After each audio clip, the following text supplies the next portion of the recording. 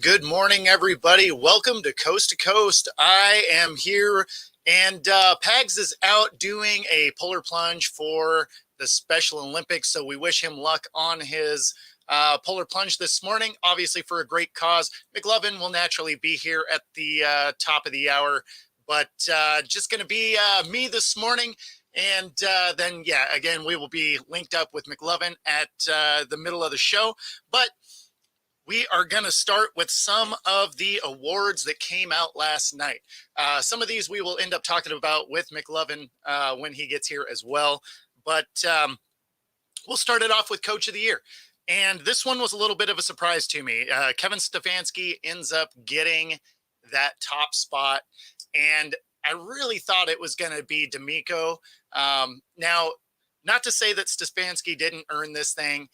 He ended up not only getting into the playoffs this year, ended up with an 11-6 record. And, that was with starting 5 different quarterbacks this season. So it's not that it didn't have its share of challenges. Obviously, that defense was amazing, but the offense definitely left something to be desired. Starting 5 different quarterbacks and still making the playoffs is admittedly very impressive. So it's not that he didn't earn that position. Just in my mind, I thought it was either going to be D'Amico Ryans or Dan Campbell, right? Dan Campbell has been building that program over the last couple of years. He's cultivated an amazing culture there. And, he basically had that team exactly where they needed to go. And even when they ended up losing in the playoffs, they lost exactly how he coaches. So you couldn't really be mad at how that came about. They just had some of the plays that had worked for him during the season not come together at the end. And then, of course, D'Amico, rookie head coach, rookie quarterback, rookie, main piece of your defense, players of which we're actually going to talk about when we get into some of the rest of the awards. So I really thought one of those two would be ahead of Stefanski. But again, not to take anything away from him, the Browns had a great year. And, if they had some consistency at that quarterback position, I think they probably could have went somewhere. Obviously, Flacco comes in towards the end, has a great few games when he was with them.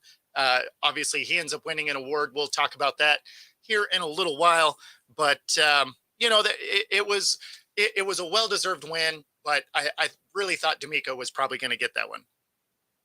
So then we'll walk over here to the Offensive Player of the Year. And there's been a lot of debate here on whether or not CMC should have been the MVP, not just the Offensive Player of the Year. And I've been on a bunch of shows and said the exact same thing. The MVP is really the MVQB, right? That is a QB award. The odds of anyone not a QB winning it moving forward is probably pretty low. So I'm going to go with this is as good of a award. This is as close to an MVP as any position player is probably going to get. And so CMC pulls this off, right? Running back for the Niners, averaging 126.4 yards per game, which is impressive. He gets selected to the Pro Bowl. He's a first-team All-Pro this year, 21 touchdowns, 1,459 yards, and rush yards, I should say, 114 first downs by him, 44 runs over 10 yards. He went on to tie Marshall Faulk,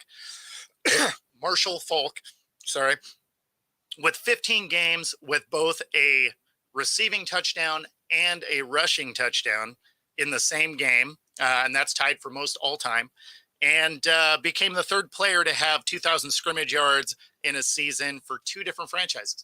So, I mean, an impressive year, was dominant in everything he did. Obviously, he was able to stay healthy, which was, a little bit of the concern coming to San Francisco.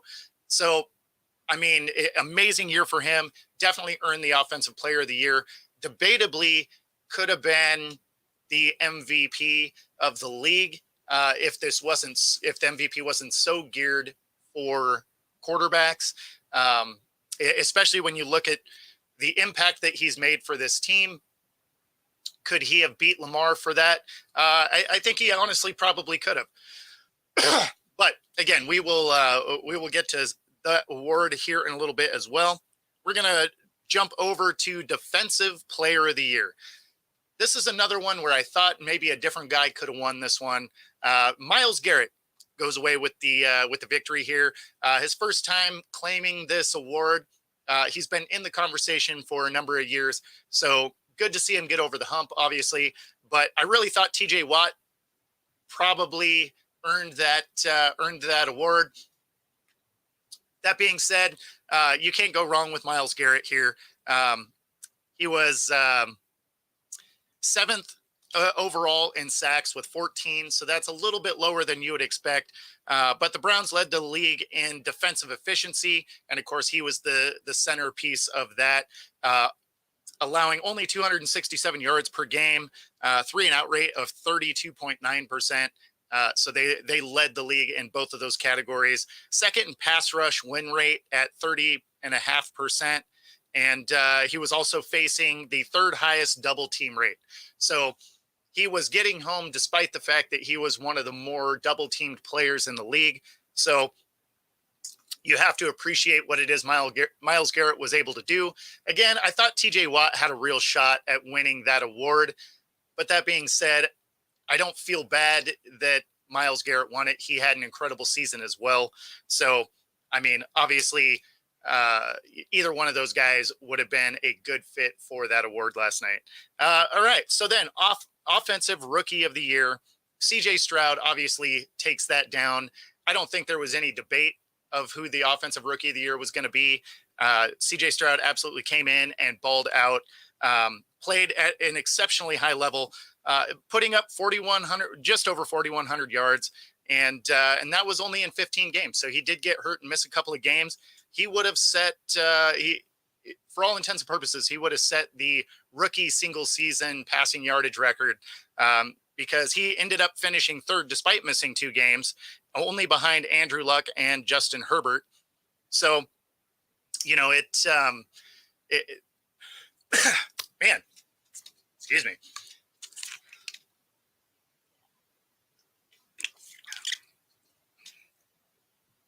All right. And then he did end up setting a couple of records this season.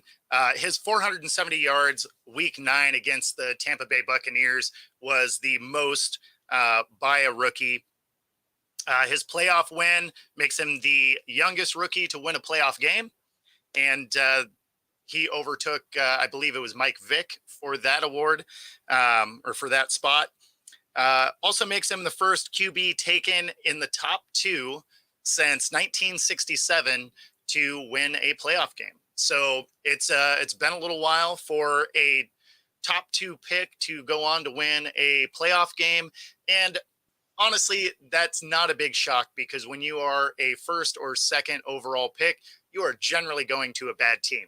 And usually if you have that pick, you're not going to turn it around quite the way the Texans did, unless you had a scenario where you had the first pick, but it was because you traded with a different team and your team was already decent, and then you added a piece. That is a scenario I could see happening. But generally, if you are a true first or second overall, you're going to one of the worst teams in the league. And generally, you don't go from worst to first in your division. You certainly don't go into the playoffs and actually do something, even if you do pull that off. So, again, awesome for him. 67 was a while ago. So, and then set the record for starting QB with pass attempts without an interception. So he ended up with 191 attempts before throwing his first pick of the season. And then he finished the season with a really impressive 23-5 touchdown to interception ratio. So not only was he dynamic and able to move the ball around, 4,100 yards is no joke, but he was also smart with the football. He was able to protect it, keep control. So it was, definitely good to see him come in and absolutely ball out, especially when you heard some of the preseason kind of slights toward him, as far as not necessarily being, going through some of the testing and not placing real high. he was getting a little bit slighted for that. And at the end of the day, he can play football, and that's the part that matters. So awesome for CJ Stroud. It was great to watch him all season. Obviously, he came up big for me after losing three of my starting quarterbacks in fantasy football. I was able to pick up CJ Stroud, and he was able to win a couple of games for me. I ended up similar to the Browns, where I ended up losing five starting quarterbacks on my fantasy team. So as you can imagine, my fantasy team did not do well. So there was that. All right. And then defensive rookie of the year, Will Anderson. This is not a surprise. Defensive end for the Texans. And obviously he was the third overall pick. And he was also third in pass rush win rate, right behind Myles Garrett, who ended up winning defensive player of the year. So, it ends up right behind him. Sixth in the run stop as well at 36%, which is pretty awesome, because that means he is a well-rounded defensive end. And, that's something that you can definitely build on moving forward. Usually you got a guy that is, significantly better at one or the other. And in this case, he was pretty balanced all season here. And of course, that percentage is for all defensive ends with over 400 snaps. So, obviously there was probably some win rates where you didn't have a lot of snaps. So they always try and throw those numbers out. He finished with 7 sacks, 10 tackles for loss, and 22 QB hits. And that's despite also missing some time with a ankle injury. I think he missed 2 games, and then he was kind of not really 100% for a couple of games as well. So a great showing for Will Anderson. I didn't think there was really any doubt. I know some people kind of wanted to see Witherspoon, the corner for the Seahawks, get potentially get the nod there. And Witherspoon did have an amazing season.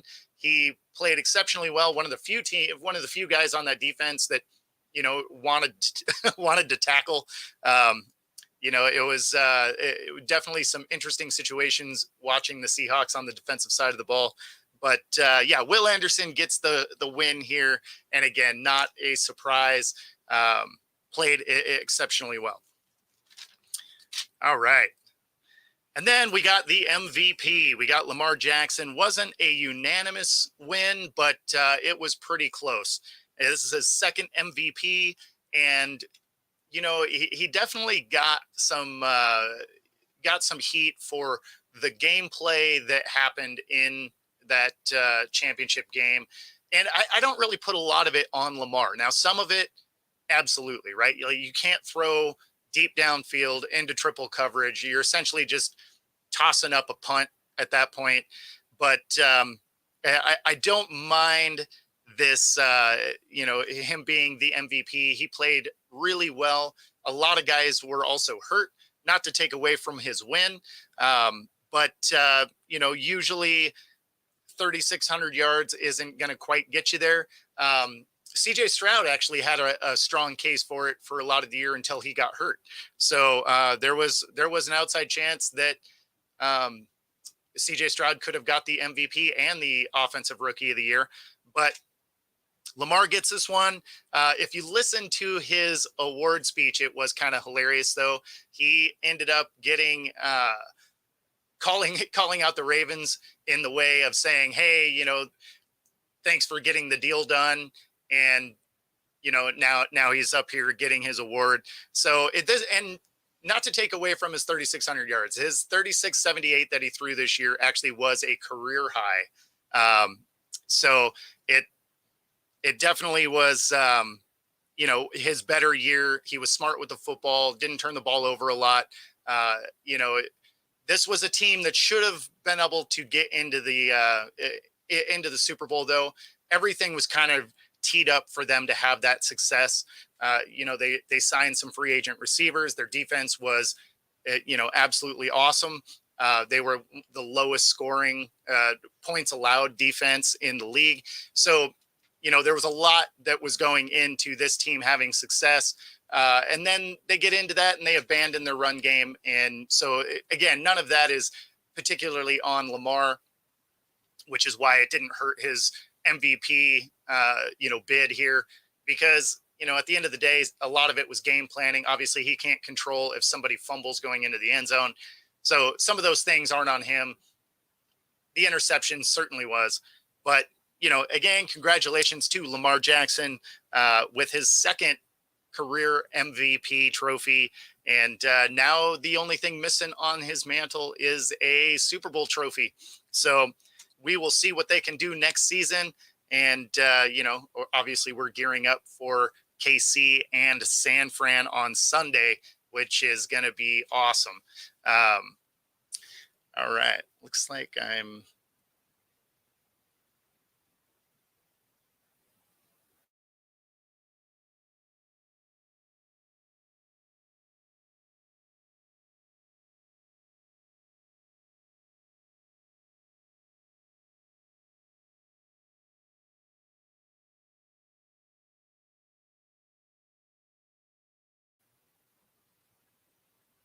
Okay.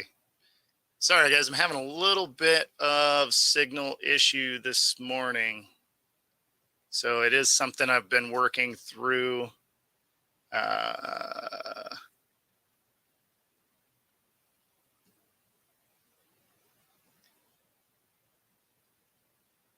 yeah. All right. It looks like I'm back up. Hopefully you guys can hear me.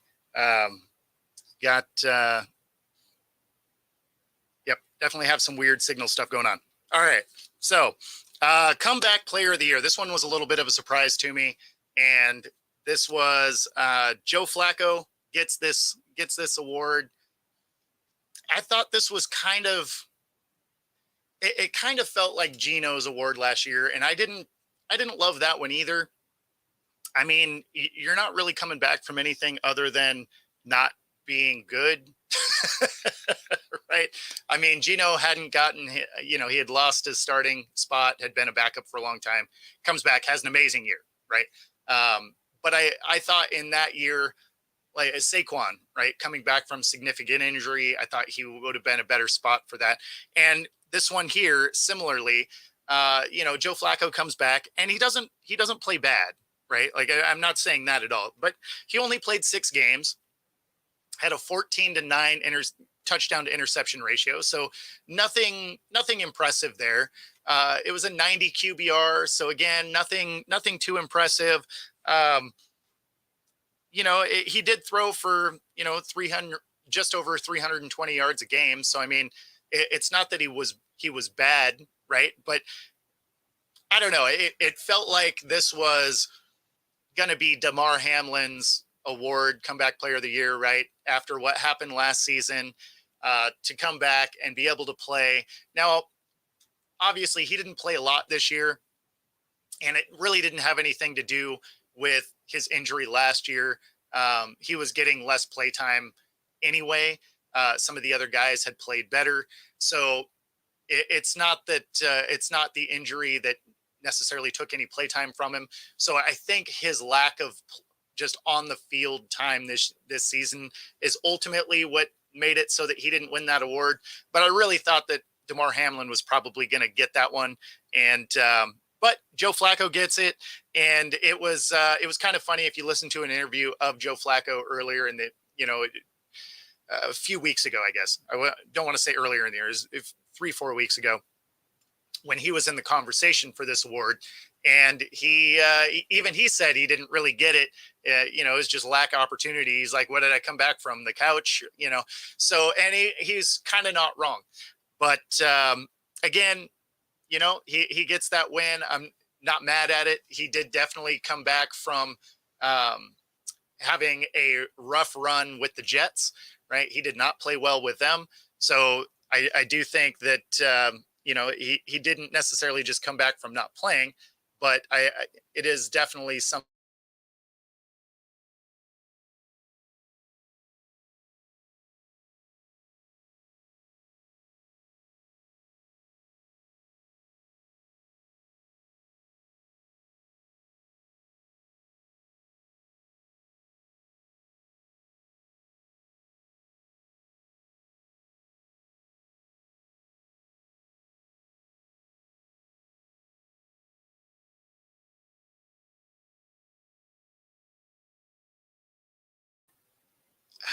Man, this is a rough morning. Live podcasting can be fun, I guess. Man, I'm not sure why I keep bouncing in and out here. Um, Thanks for everyone hanging on here. This is equally frustrating for me. All right, so where were we? Oh yeah, um, so we'll talk a little bit about the Hall of Fame inductions. Um, I don't have a problem with anyone on this list. Obviously, you start this list off with Dwight Freeney, incredible athlete, and great career. Um, just yeah, I mean, there's so much you could say about any of these guys that are on this list. Andre Johnson, one of the more dynamic receivers in the league, and obviously one of those probably the most viewed videos ever was him getting in a fight with um, Ryan Finnegan, and it it was one that always comes up whenever there are videos of NFL fights and stuff like that. Them ripping each other's helmets off, and then Johnson just absolutely landing haymakers. So it definitely a memorable guy in the NFL. Not just for that, but it's one of the videos that probably comes up more than anything else. Um, Randy Gradishar, Patrick Willis, Steve McMichael, Devin Hester, right? One of the most dynamic punt kick returners to ever play the game. Absolute difference maker. I was curious if he was going to get held out because he was a special teams guy primarily. And, sometimes because it's a voting thing that maybe they don't view it as impactful as it really was. But he does get in there, which is awesome. And then, of course, Julius Peppers, obviously just a stud as well. So awesome to see those guys get in. I would say that all of them are a solid addition to Canton. And so then we're going to take a look here at the class of 2025, the ones that are capable of going in. And so first one in is Eli Manning. This is one where arguments always happen. And why I say that is you either think he's a Hall of Famer or you don't. I'm one that thinks he is a borderline guy. And why I say that is if he doesn't get the 2 rings, I don't think he gets in. His numbers aren't exactly amazing, but those 2 rings matter. And so I think ultimately getting those 2 Super Bowl rings will get him in. And he will probably be a first ballot guy. I'd be kind of surprised if he's not. But again, if I was the one voting, I don't know that I would have him in as a first ballot. It, again, stat-wise, wasn't great. Regular season numbers weren't amazing, but he did have 2 incredible playoff runs. And, there was some luck involved in some of those plays as well. Obviously, the helmet catch, that's a fairly lucky play for that to come down in numerous ways because he also escaped getting sacked. So, I mean, there's elements to it that had some luck. But for you to win a championship, you have to be good and you have to have some luck on your side. So, not mad at it, but I do think that Eli Manning gets in primarily because of those 2 rings, not because of anything else. Luke Kuechly, he's gonna be nominated. Adam Vinatieri, that sure seems like a first ballot kind of guy. He is the league leader as far as points, as I recall. So I would imagine that he doesn't have to wait very long to get into the hall here. Terrell Suggs, also a incredible player. I think he will probably. Man, these are tough. This is a good. This is a really good list. Marshall Yada, Marshawn Lynch, Earl Thomas. Lynch is funny. It'll be, was his career long enough? Did he amass enough yards? Did he get enough things to get in?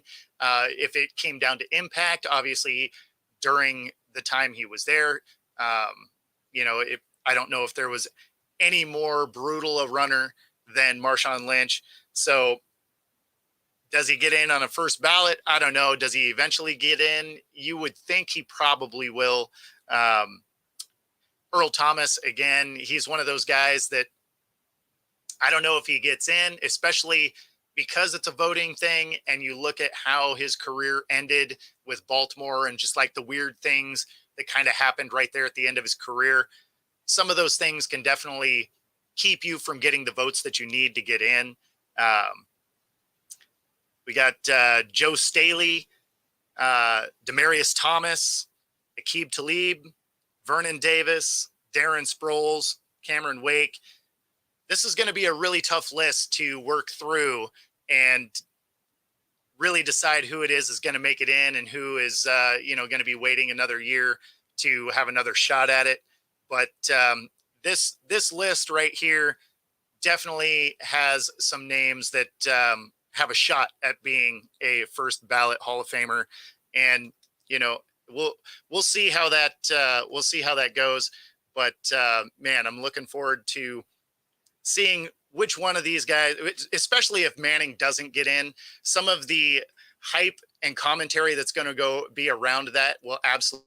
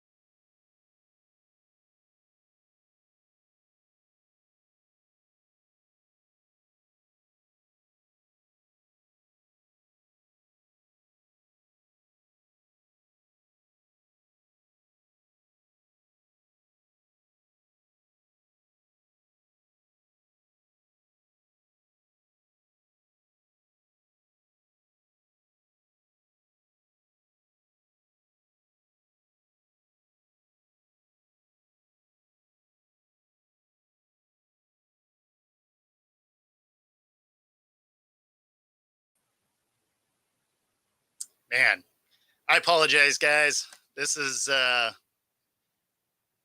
don't know what's going on. Signal says it's fine, but keep dropping out today. So not really sure what is happening here, but gonna have to figure this out as we go. So naturally, this would happen when everybody is off today. Oh man. All right. So okay. In theory, we should be good. We'll see. The struggle is real this morning.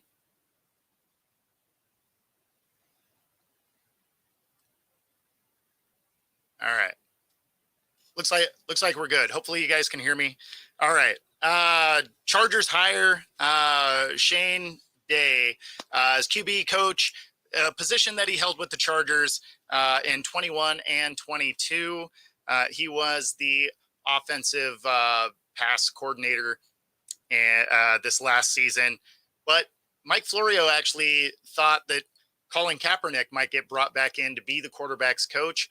And it was a story that was kind of catching a little bit of steam, especially with Jim Harbaugh being there. And, the fact that Harbaugh really liked Kaepernick, you could see the potential of maybe he would bring him in. Obviously, he's not going to be a player or anything like that. This would solidly have been to be a quarterback's coach. And in this scenario, they decide to go a different route, keep the guy in-house that has been doing it. And of course, it's not like Justin Herbert has played poorly with, with their current setup.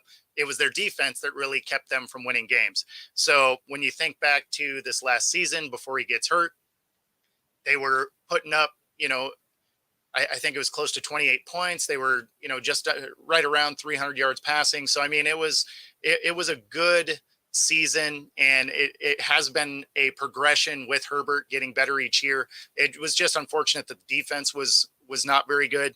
So for them to keep Shane definitely makes sense. It's a guy that Herbert is used to. Obviously, they get production out of it. So I like this pickup. It would have been interesting to see how it was received if Kaepernick did end up on that staff. And not to say that it can't happen in the future. It certainly could. But I don't see anywhere else on that roster for him to be if he were to try and still bring him in. Quarterback's coach probably would have made the most sense, whether you like him as a quarterback or not. He definitely was in the league long enough to have some knowledge in that front, on that front. So don't mind that. One of the things we're definitely going to talk about with McLovin when he gets here is Mike Zimmer. Looks to be the guy that's going to get the nod for the DC job in Dallas. That would be very interesting. It's not an appointment that I love. I would have rather seen them go after Rex Ryan. I know Rex Ryan definitely wants to be back in the league. You've really seen him kind of be a little more animated about wanting to be back over the last, season or two. And this would have been a great spot for it. And of course, when McLovin gets here, I'm definitely going to give him, a little bit of a rash of it, because then it'll be funny if next year they elevate Zimmer into being the head coach, fire McCarthy. I don't think it'll actually happen, but it's something that I could see McLovin losing his mind on a little bit. But it's I think that would be it'll be a fun conversation. So definitely stick around for the second hour for that. But yeah, no, that one will be fun. And then Wink Martindale, Giants DC, is headed to Michigan. He is going to basically have the same role. He's going to be their DC down there. And that's a team that, obviously their coaching staff has mostly been completely ripped apart. And so that'll be it'll be good to see what he can do down there. Obviously with the Giants, there was so much wrong with that team. I don't know how much of it you can really hang on Wink, and how much of it is that team just needs a lot of pieces. So there's definitely that. Bill O'Brien headed to Boston College to be the head coach. So that is interesting too. It be kind of fun to see Bill O'Brien down there, see what they can do with Boston College. I didn't think he was going to go back to the college ranks. I kind of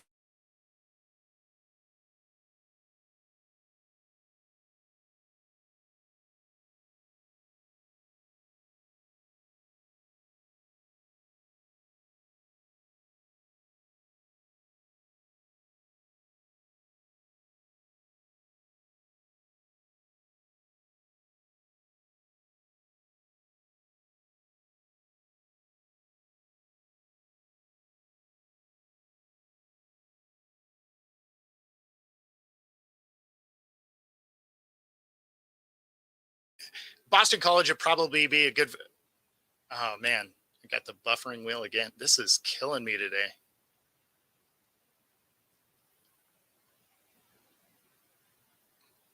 All right, looks like I'm back. Man, all right. This is brutal. So sticking on the college front, the Washington roster has pretty much been pillaged. So not only do they lose their head coach down to Alabama, obviously their offensive coordinator goes down there. So this team has more or less been pulled apart. Now they're losing all of their students. their athletes to the transfer portal. So with basically since Kalen DeBoer took over in Alabama, they have lost a record of 15 players to the other Power Four conferences. And that makes them going from being in the national title game this last year to, let's see, they are going to lose 22 starters on offense and defense, and only 2 returning to Washington. So this is a Huskies team that is going to be wildly different going into next year. Not only do you have a bunch of your coaching staff gone, but at this point you are losing a lot of your students. They are probably primed to have a little bit of a rough season. They are losing cornerback Jabbar Muhammad to Oregon, cornerback Javion Green to Stanford, Asa Turner to Florida, Mish Powell to Miami, wide receiver Gurmy Bernard to Alabama, Tashawn Lyons to Utah, Trey Watson to Texas A&M, quarterback Austin Mack to Alabama, left guard Nate Calopo to Ole Miss, Doreen Hatchett to Oklahoma, Julius Bolo to Ole Miss, Parker's Braceford to Alabama, BJ Green to Colorado,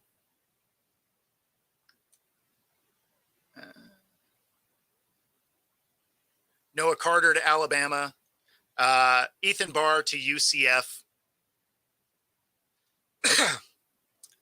And all of that happened within since DeBoer had gone to Alabama. So this is going to be a little bit of a rough year for the Huskies. Absolutely dismantled this team. They can't be loving their the transfer portal with the way this team has been strip mined. But did I want Grubb for the Hawks? I actually wouldn't have minded Grubb for the Hawks. That would have been a pretty decent fit if, and only if they were going to go after Penix. Do I think it would have been a slam dunk if they were going after anyone else? No, I think his knowledge of Penix's gameplay and having been his offensive coordinator before, I think would have been, I think it would have been a good mix. That being said, it's not like Penix has to play immediately. You have Geno Smith. Obviously, he can definitely still play. Obviously, he had a down year this last year, largely in part to offensive line play.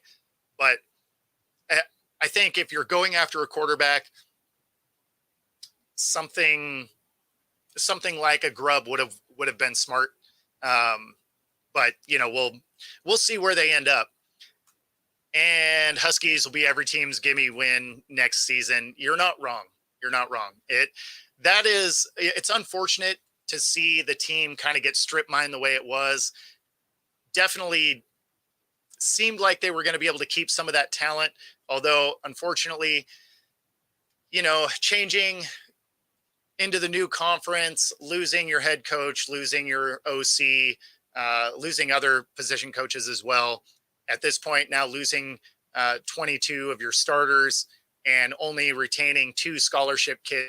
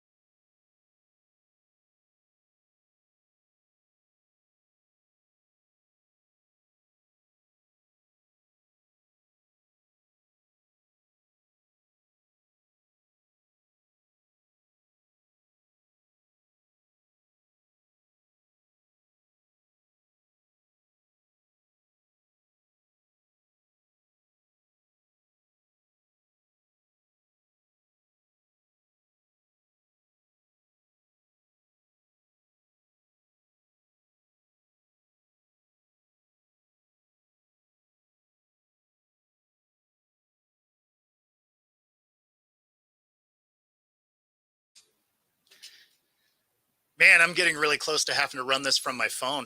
This is this is crazy. It,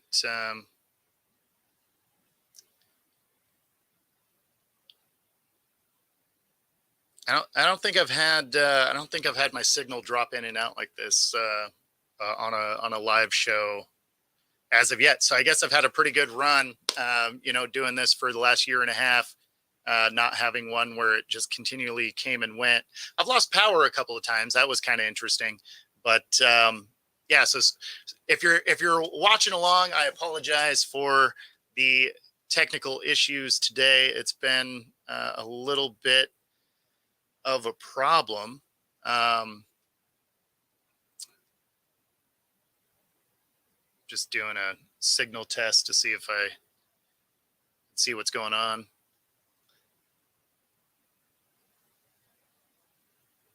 Oh, is that the deal? There's a storm coming through. Okay, yeah, I didn't. So that's good to know, Rob. I had no idea that we had some storm clouds rolling through.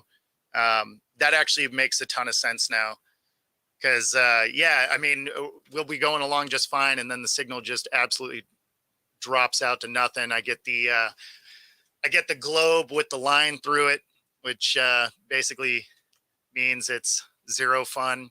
But yeah, I guess if we got some storm clouds coming through, that makes a lot more sense now. So again, for the fifth time, I guess I apologize if you're watching along for my signal issues, but it's where we're at today. At least it's Friday. Looking forward to the game this weekend. Hopefully we don't have this issue. Maybe I'll be planning. Well, at least I'll be in the north end at some friends' houses, so that'll be fun. But yeah, all right. So now try and get back on track. This is it's tough to remember exactly where I was here as I work through trying to get this. Oh yeah, one of the other.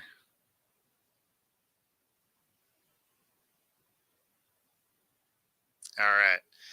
So if you tuned in, we talked about this a little bit on, I believe it was Wednesday, and it's amazing how much hate there's been for Zach Wilson. Obviously, not the most mature quarterback out there, and it,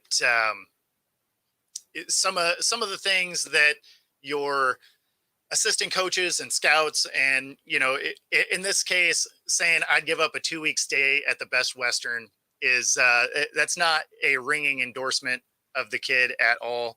Now obviously these are going to remain anonymous because nobody's going to tie their name to it, but something like a midday 3 if you're lucky. Again, not exactly a ringing endorsement for him, but I do think that ultimately he probably ends up somewhere around the league. Um, it's just I don't know if he's going to be a starter again. He could realistically he'll probably be on a roster. He'll be someone's backup. Hopefully it'll be a little bit of a humbling experience for him. He can kind of get his mind right. But we'll see. We'll see. It is something that we we'll have to, keep an eye on because I do think he can throw the ball. Like he can make the throws, right? Zach Wilson can absolutely do that. His ability to read a defense, get through progressions, stuff like that. Obviously, he has not been able to do that well. As far as leading guys in the locker room, again, not exactly, the what you want out of the guy. Um,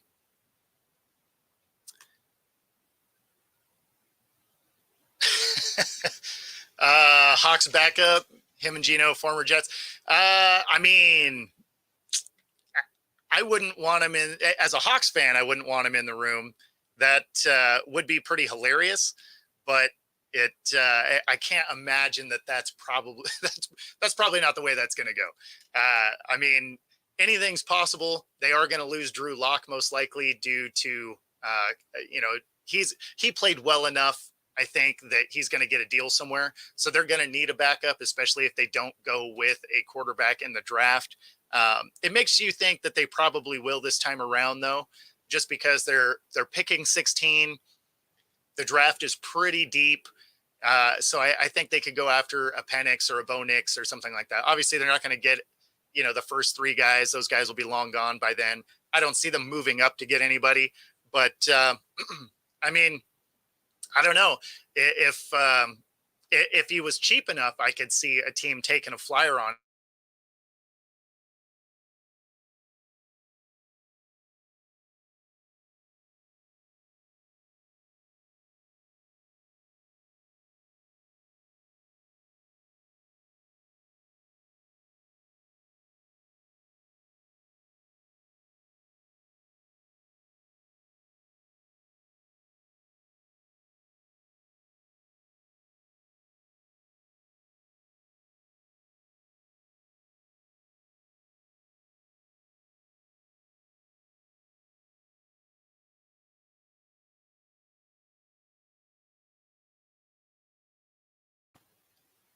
Man, this might be one where when McLovin comes in, I just hand the show over to him. This, oops.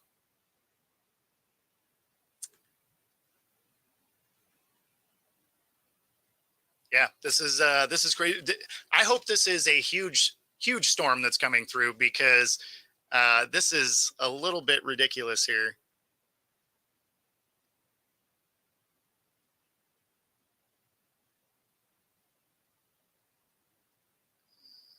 Let's see.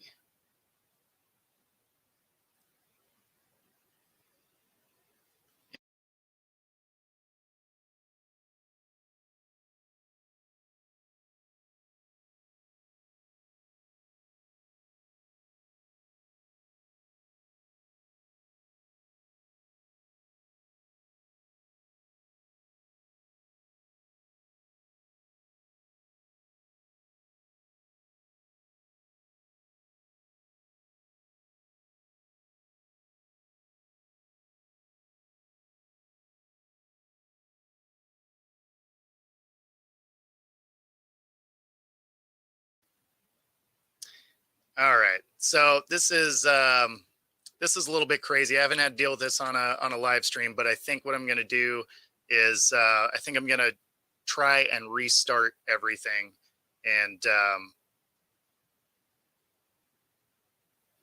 yeah, I'm going to try and restart everything. So I do apologize if you're watching along. This has been a little bit of a cluster to say the least. Um, so I'm going to have this. I'm going to back out, try and restart everything, see if I can get some better signal because obviously this is not a great way to go. Um, so I will be back as fast as this stuff can restart.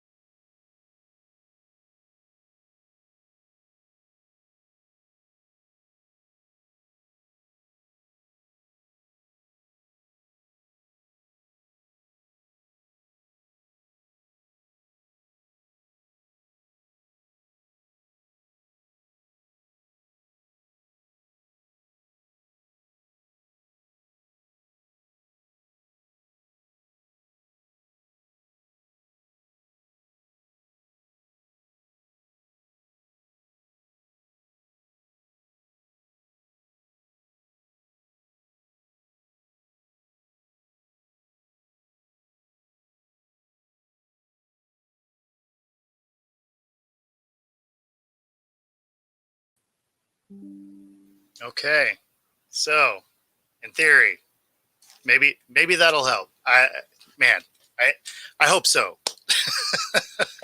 I I hope it'll help because man, I think I've dropped out like 8 times today already, and I'm supposed to go through 4 hours of shows today. So this is it not inspiring confidence here, but I do appreciate you guys hanging out with me here, working through this with me. It again, man, doing the best I can here with this thing falling apart. So go through. Let's see. Try and figure out exactly where we were and what we were doing today.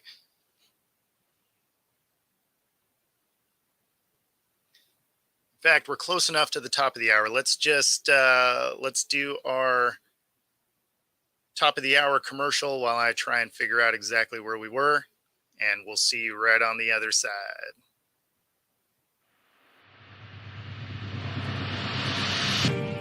This is Reggie Jones, owner and founder of Air Sports Academy. Air is based on 4 core principles: heart, education, integrity, resiliency. Air is about developing student athletes physically and mentally through training, mentorship, and effective marketing. We've created a platform and a blueprint for our state to shine in the brightest of lights. I created this program because it was a need for our state. We needed to have the light shine on the student athletes in our region, and now that is happening at an all-time and undeniable rate. We created a lane for the kids in our state to get their college education paid for and set their families up for future success. We created an environment where serious athletes can now come compete fearlessly. We've achieved this through our variety of elite programs. Our 6-month off-season program, where first-year starters or seasoned vets can all come develop. Our 5-on-5 program, which is all about our line. Our youth tackle program, which is the first and only youth tackle team from the state of Washington to ever win a major national championship.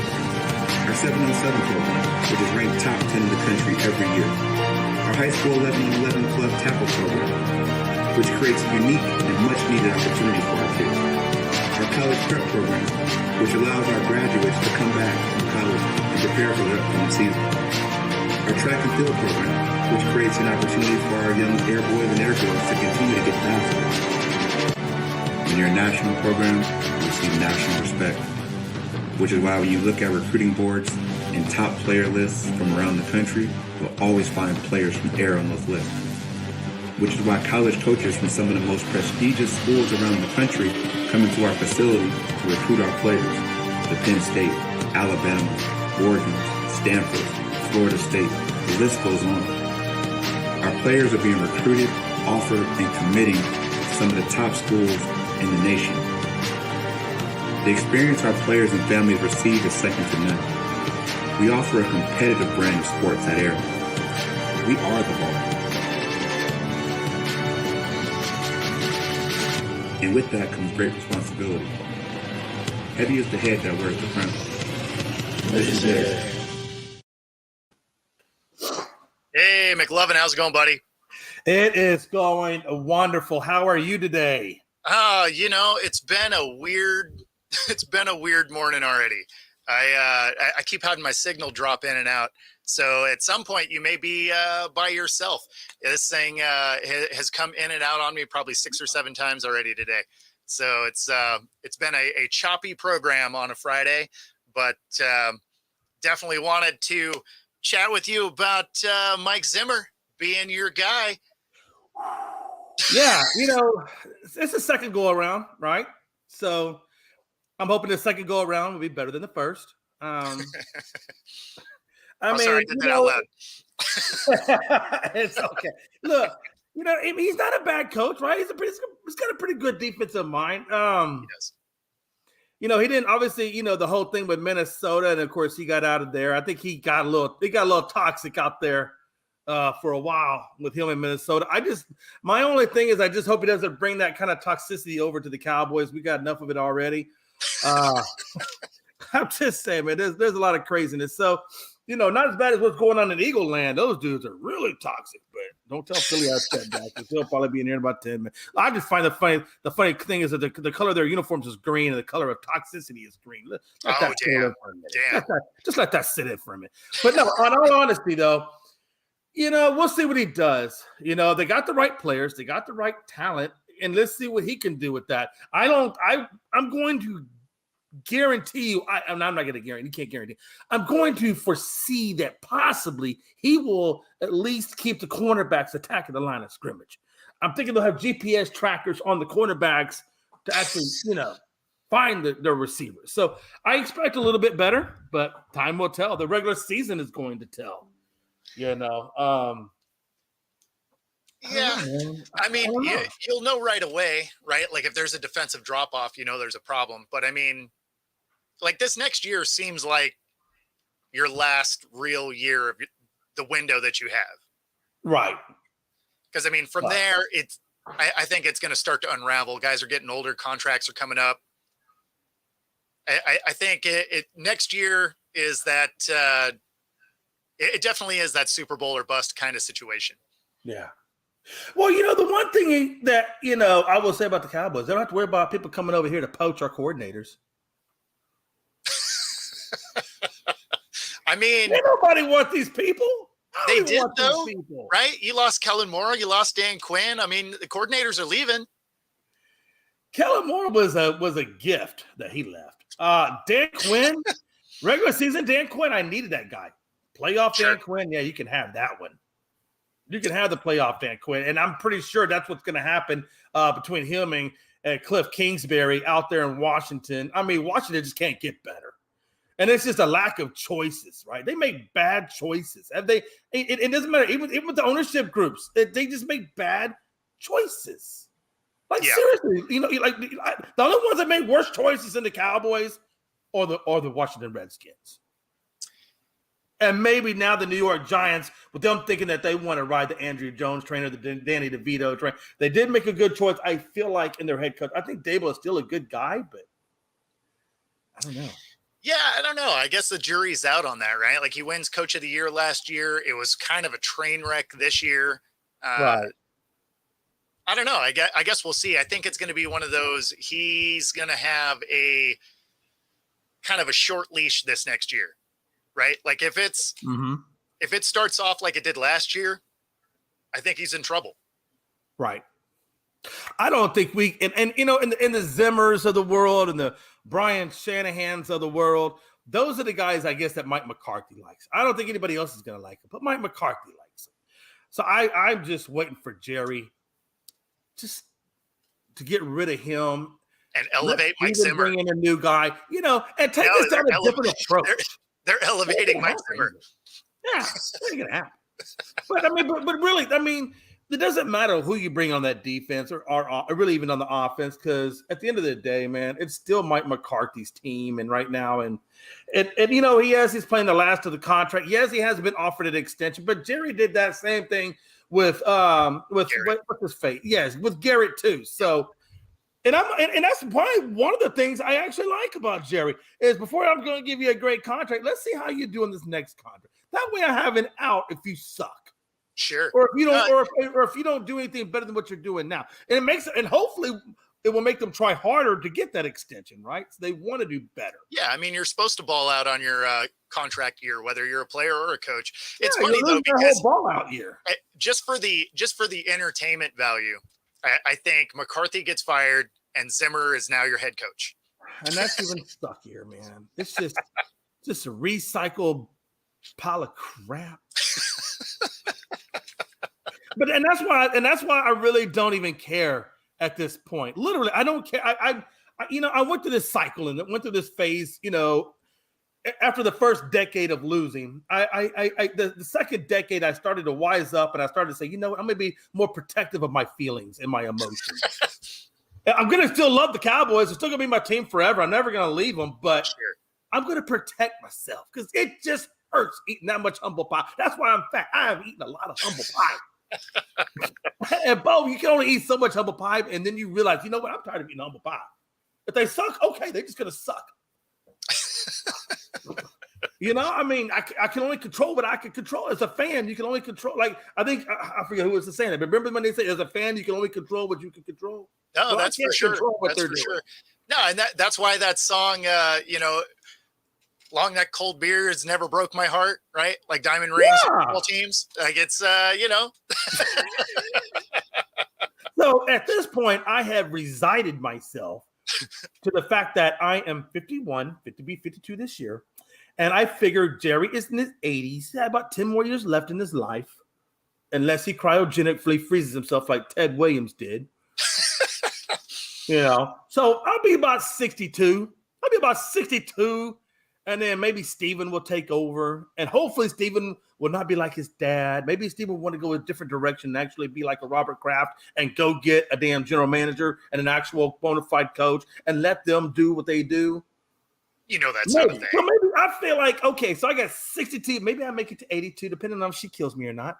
And I got a good 20 years. I can still get a good 20 years of back to Cowboy the way it was. I just got to make it another 10 years. That's it. So I'm on Jerry's timeline right now. I mean, that's what it is. I mean, do you see it any other way? I really don't.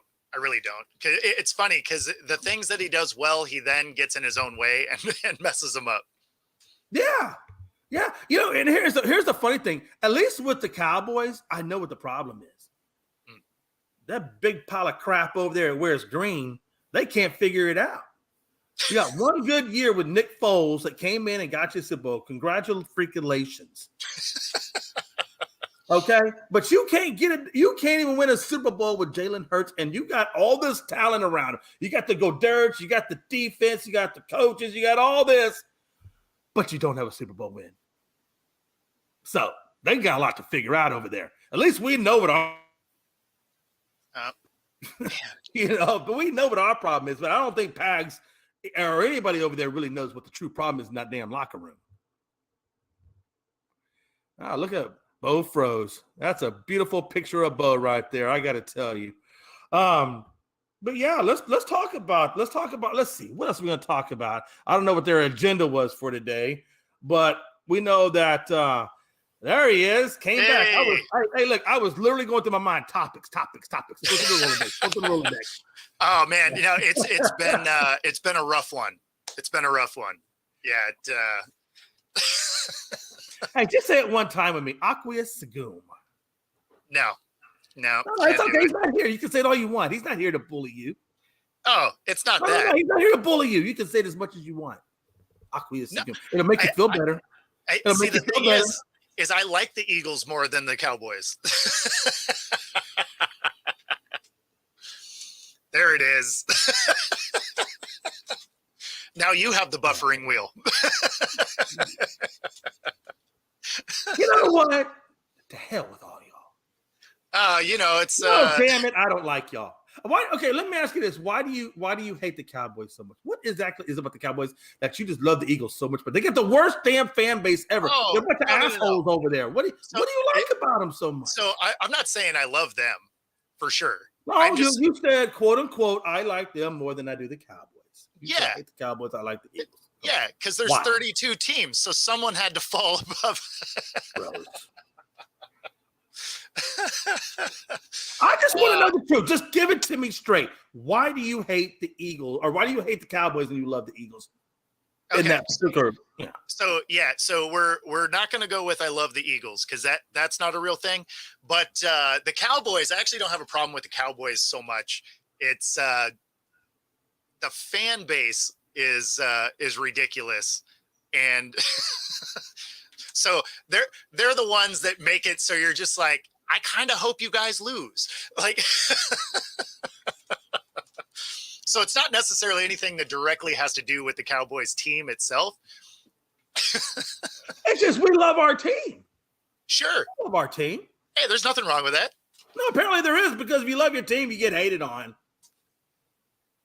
It's true. I mean, yeah, I guess. But I mean, but some of it is it's probably the way they go about the love. I think what you hate is the fact that you feel like they think they're the best team ever, and they haven't won anything in a while, and that just gets on your nerves. Is that kind of where you're going? Yeah, it's an annoying fan base. We'll go with that. Yes. Because I'll tell you what, man, look at those Eagles. Those Eagles are not very nice people over there. Their fan base is not very nice. I mean, to be fair, you guys don't try and burn your city down if things don't go your way. So, like, we just pick it up I'm not and discounting that. No, for me, if I was actually going to pick like a different team than my own that I was going to root for, yeah, right, it'd be the Ravens for me. Are you a Ravens guy? I like the Ravens. I like the way they play defense. I like the way they teach defense. Defensive player, right? Right. So that's I can appreciate more of a Harbaugh thing than it is a Ravens. I mean, because he's one that kind of preached and brought all that over there, right? No. Actually, it does go back to, was it Billick? Yeah, exactly. Billick. Yeah, because Ray Lewis is actually with Billick at the very beginning of it. Absolutely. And Billick. Yeah, you're right. And Billick won a ring. Yeah. But that defense was no joke. So yeah, no, I like the element of what they do on the defensive side of the ball. So I do like the Ravens team. That being said, I'm a Seahawk fan through and through. So I mean, I hope everybody loses when we square up. That's the thing, though, and I don't think I'm delusional when I say this. I felt like, if the Cowboys just would have played more in-your-face defense in the playoffs, I felt like we still had a really good shot because we got a great team. We really do. We got a lot of talent on that team, but that defense just what the hell is wrong with this? But you know what I'm saying? I feel like our defense just let us down, man. I feel like if we would have had that regular season defense in the playoffs, the way we were playing, we'd have been fine. Yeah, I mean, mean, always something. With the Cowboys, it's always something. I don't know what it is with you guys. Like when it comes to December football, that's where the wheels start to come off, and then as soon as the playoffs come, like it's a wrap. Like it is, it's very weird. And that's another thing too. Like I feel like, like last year, what was our problem with the Niners? I think last year we played against the Niners, if I'm not mistaken. That was the one where they committed all the turnovers, right? I mean, not all the turnovers, all the penalties. I think they had like 10 penalties on offense in the first half alone, And I'm like, we're just killing ourselves. It's not that we're, we can actually win the damn thing, but we just do stupid things. Either the play calling this year or the penalties from last year, or Tony Romo can't hold the damn football straight so he can kick it through the uprights. I mean, it's just something. It's always something. I got to say, I enjoyed that game. I know you did. I'm tracking. Well, it happened. I was in the stadium for that one. So that one happened right in front of me. Yeah. And, it's all good. I'm just saying it's all, the Cowboys just shoot themselves in the foot. The other teams really don't beat us. We just shoot ourselves in the foot every time. And I think that's that's the most frustrating thing for me to deal with. It's just how much we shoot ourselves in the foot. Like I'm screaming at the TV. You're 10 yards off. Why are you 10 yards off? Get closer. Attack the line of scrimmage. What are we doing? Yeah. Hey, Quinn, you suck. Yeah, I don't know why you guys were playing the defense you were. It was really soft defense. But then also they weren't adjusting to what the play was. So they were just kind of out in one spot and then not really moving around. It was very weird. It was a very strange defense to watch. I guess you guys just got the L in the script yet again. I don't know. I mean, it is. I mean, anyway, it is what it is, man. And that's just one of the things that I have just come to reside myself in. That I don't get up, I don't get high in the hog. I don't get I stay straight line. We suck. And if we win a Super Bowl, oh no, we didn't suck. We're great. But you know what? I'm not getting high until I get to the Super Bowl. Yeah. I'm just, and it's so weird because like you're talking and your face is just like, it's like you're calling your driver's license, but it's frozen. It's weird. Oh, because I keep dropping in and out? Yeah. Yeah, no, because like I'll be talking, all of a sudden your face looks like it's on a driver's license photo. Oh, that's hilarious. and then you come back to life, and I'm like, oh, he's still here with me. Yeah. No, I'm trying to power through, man. It's funny. I did get sent a picture because I didn't even know we were having, storm coming through. Like I didn't know that was supposed to Oh, happen you got today. one going through there right now? Yeah. Nice. And so, but I didn't know, right? Like I got everything closed so that the lighting isn't messed up, and I got these guys on, so I can't really hear anything else. And Yeah. so I get this picture, and it is all extraordinarily dark green. I'm like, oh, okay, yeah. So we basically have some wicked thunderstorms rolling through. Oh, Jesus. So if I drop out, It that's is why. what it is. Hey, Yeah. we'll talk about. Let me ask you: I don't know about you, man, but one of my favorite people in the broadcasting industry. One of my favorite people is Berman. I love Chris Berman. Sure. He's so entertaining. He's so much fun to watch. He's loud. He's funny. He's so creative the way he delivers. Yep. You know what I mean? Like that's just like for me. He's just like top notch. Chris Berman. Yeah. The Swami. Right. We've been watching this guy forever. Yeah. And it just never gets old watching him. It just doesn't. No, he's hilarious. I actually really wish I would have been able to go to Radio Row this week. Right. That would have been so much fun. Right. Knowing people that are down there and seeing the experience they're having, definitely have to try and do that next year. That it looks like a blast. I am going to try and hit the draft this year though. Right. Cruise over to Detroit. I think that should be kind of fun. So what do you think about I guess Bill O'Brien got picked up by BC? I don't know if y'all talked about that yet or not. Yeah, I saw that. I mean, I thought he was going to try and stay in the league, but I mean, I didn't see what the contract was worth, so maybe the dollars make sense. Boston College seems like one of those where even if you have success, like that's dropping some rungs. So you got some other schools that you'd have to go to before you find your way back to the league if you wanted to do that. Right. I don't think that's not like going like Wink, right? He's going to Michigan, right?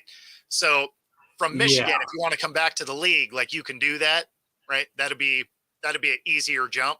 I think from Boston College, that'd be much harder. You brought up Michigan, so and I know Wink went over there. Why did they just elevate the guy that took over and ran the season for the head coach? Yeah, I forget that guy. Is that his? Did they do that? Okay, I wasn't sure if they did that or not, but he did such a phenomenal job in Harbaugh's absence. Yeah, no, I think they did elevate him to the head coach. It's just the rest of the coaching staff got pillaged. Well, yeah, I figured they would. Isn't that what they always do? Kind of when one coach leaves, they kind of they clear house essentially. I mean, that's usually what's their expectation for the Wolverines after Harbaugh? Like next year, what do you think their expectation is, and where do you think they're going to have them ranked? I don't think they've gotten the rankings out yet for next season, have they? No, not yet. Yeah, I mean, I can't imagine it's great. You know what? And that's what I'm curious because McCarthy left, right? He's in the draft, and I think Corum's left, and then I think he's in the draft. Yep. And then their head coach leaves, which I'm wondering how that's going to affect their recruiting and what they can get in the transfer portal and all that. Even though, again, the guy that was behind him did a hell of a good job. He did, but that team was absolutely stacked, right? I mean, they got a lot of NFL talent. They had a lot of seniors, so they're going to have a lot of turnover.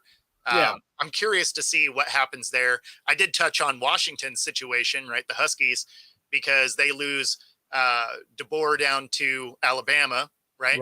They lose our offensive coordinator Grubb down to Alabama. And now the transfer portal hits and they are losing 22 of their players. They're only going to have 2 returning scholarship kids. Yeah. They're like, hey, we're out of here. Yeah. Why are we going to stay? No, exactly. But I mean, so that school's going to go from in the national championship to last, probably pretty close. I mean, let's just call it what it is. I mean, they're going to be bottom of the barrel. Yeah, no, they're in for a rough season coming up. I mean, they had a magical run, right? Under Penix and company. I mean, they had a magical run over there. But not, Well, but and man, they were I knew it. I was like, man, it's a one-hit wonder. They'll be back to where they were, and well, I'm I just mean, curious as to they whether were or not pretty good the year Michigan will do before. that. They were Yeah, pretty good the year before, but this year obviously was right. a great year. But yeah, I mean, they're going to go from an undefeated team to, I mean, they might make a bowl game, Mhm. Yeah, right? right. So it, I don't know the way that it's lit.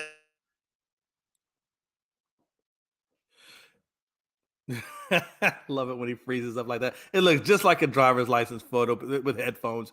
Yeah, I'm wondering where he does land. On all honesty, because of the fact that, or where even Michigan lands. Are you Yeah, back? Okay, yeah, man. it's okay. We were just. I was just saying. You look like we were just talking about your driver's license photo. No big deal. Man. I like to pick you apart while when you're Well, I'm frozen not like here. that. Yeah. Call them Jason Hour. But no, seriously, like Michigan, I gotta imagine now that their head coach is gone, that they're gonna fall in the rankings. Like they're not gonna have these guys ranked number one, Oh God, or no, even no, no. Bama for that reason. I don't, Y- I mean, I think we're I gonna have could a new. see, I could see Texas actually. That's kind of what I'm thinking, and I'm I not trying think to the be biased because Longhorns. they're from Texas, but I can see it because they're recruiting well. They're going to be in the SEC, so now they're going to have a harder schedule. People are going to want to come play for that. So yeah, I absolutely, and I'm curious, and I'm praying that Archie Manning will have a little bit more leeway, stay on the bench, and let Ewers take it one more season. Because I got to imagine this is what I'm pretty sure this is Ewers' last season. I'm assuming that he'll be in the draft. I think Yeah, I this, think so. Yeah, yeah. So, and I think Archie will do that. I think Archie knows that it's his team the last 2 years of his eligibility. sure. Yeah, yeah. I mean, I liked what I saw out of the Longhorns last year, and they have a lot of guys returning. And Right. then when you look at teams like Michigan that are falling apart, Washington falling apart, Alabama's got a bit of a question mark now that Saban's gone. Right. All of a sudden there's a real opportunity for, the Longhorns to jump in here and try and win the Natty, right? Oh, absolutely. And I'll tell you, there are pros and cons to the transfer portal and the NIL, right? There's pros and cons, but I will tell you Yeah. this, that transfer portal more than anything else is just like the changing of the guard with all the top teams and who the top teams are. Because Yeah. now that the transfer portal is there, I mean, literally, you're buying players and you're literally, who's got the most money, who can spend the most money to get all these guys in. And that's a huge thing. And it really has changed the landscape of who the top teams are now, right? About the Bamas and the Michigans and Ohio's and stuff like that. I mean, they're sliding now. And it's going to be other schools popping up now. Well, and that's why you see, the older guys like Saban saying, Right. I think I'm good, because now you have to Yeah. adapt to the way recruiting is now, right? And Yeah. the way he used to recruit won't work anymore, Yeah. right? I mean, well, remember when he went to the Dolphins in the NFL, he didn't have a good time over there. It was really hard on him, and that's why he came back. And now that college is starting to take on NFL traits again, he's just, that's just not him. He's old school, and sometimes the old school people just need to be put out. I hate to say it, Nick, but you got to be put out to pasture, guys. It's funny though, because I think even had they won, he'd have still called it. I think he'd have still retired, because I don't think he enjoys the landscape of what it is today. Right. And what's weird is Nick, he actually had a cult following out there at Bama. Oh yeah. I remember hearing about that. Like all these women they had these cult followings for him. Oh yeah, I didn't hear that part. It was. Oh yeah, man. It was recruiting wise, it definitely was a thing. Oh yeah. Oh no, the way they treated that man on campus, he was probably more important than the damn dean. Yeah. No, I mean that. You know what I mean? Yeah. Or the athletic director, or really pretty much anybody. That's how. I'm just saying that's how much they loved him there. Yeah, it'll be interesting to see how DeBoer does, because there's some pressure, right? Like you're following up Saban, guy that's won more than anybody. I mean, you're going to have a lot of pressure to keep them competitive. Now he's a good coach, right? Like, I mean, again, he had Washington in the championship. So, I mean, it's not like you can't do it. Yeah, absolutely. Since we're kind of talking about coaches, I'm still upset with was it Stefanski? I think he's the one that Uh, got Coach of the Year over D'Amico. he did. That still just chaps my hide, man. I I know. mean, what the I know. hell? I was going to bring it up for sure because it's. I knew you were going to be mad about it. I kind of was too. I thought D'Amico Ryans earned it, or at a minimum, You know? Dan Campbell, right? Yeah. I mean, if you're gonna go for on that level, I mean, this is D'Amico's first year, and hell, correct me if I'm wrong. I didn't see Cleveland in the playoffs. Yeah, I mean it. I'm just saying, like, how do you qualify him as Coach of the Year? I don't know. Unless it's a popularity thing, I just can't imagine. Well, doesn't make it sense. is. It is, right? All of the awards are. So, Right. I mean, that's why you end up with, some of the weird, guys that win, right? I mean, so here's the thing though, like it's not that Kevin Stefanski didn't earn it, right? They did get to the playoffs. They were a wild card team, right? They were 11-6, and they started 5 different quarterbacks. That is a little bit crazy. Yeah. But so, I mean, he was able to get there with really inconsistent offensive play, fantastic defense, right? Awesome defense. Oh yeah. Yeah. But so it's not that I'm saying he doesn't deserve it. But when you look at the Texans, you got rookie coach, rookie quarterback, rookie leader on your defense, and the D end, Will Anderson, right? Right. I mean, like that's a lot of first year guys. Right.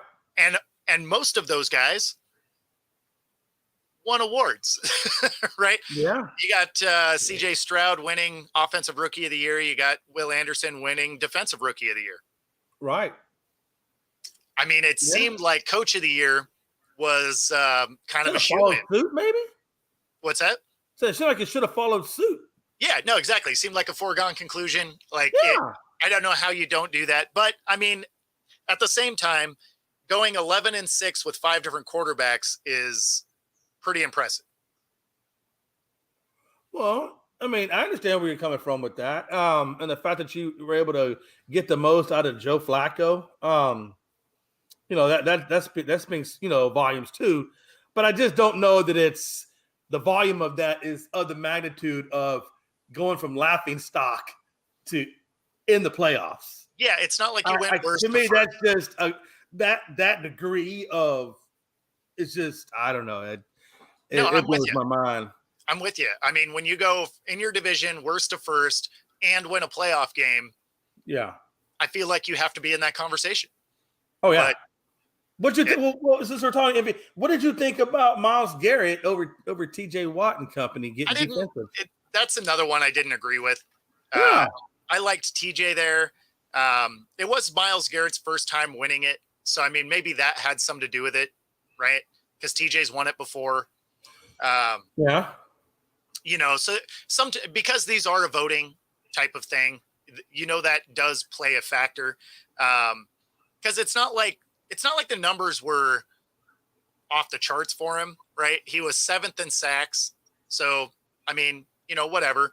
But I think the one that was pretty impressive is he was 2nd in pass rush win rate. And then he was able to do that while facing the 3rd highest double team rate. So, I mean, I get that too. I get that. Yeah. Yeah. So, I mean, he was able to get home even in double teams. That's pretty impressive. This is another one where I don't hate that he won. I thought that it was going to go a different way. Yeah, I could see it. Who exactly votes on it? Is it the sports writers? Are they the ones that vote on this award, or is it a fan based vote that gets these guys their trophies?